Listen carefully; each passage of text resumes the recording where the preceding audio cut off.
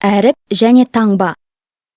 Әліпби деген тілдің негізгі дыбыстарына арналған таңбалардың жиынтығы.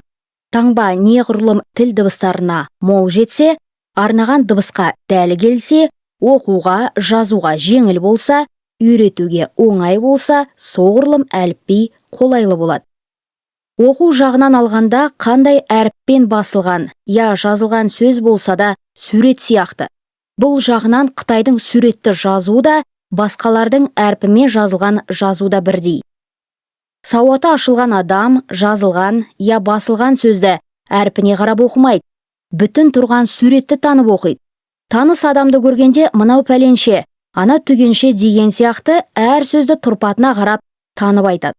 Неғұрлым сөз суреті көзге елеулірек болса, соғұрлым жылдам танылып, шапшаң оқылмақшы.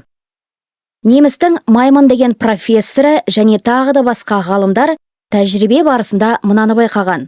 Басылған сөздердің ішінде не төмен, не жоғары сойдиып, қатардан шығып тұрған әрпі бар сөздер тез танылып, шапшаң оқылады екен.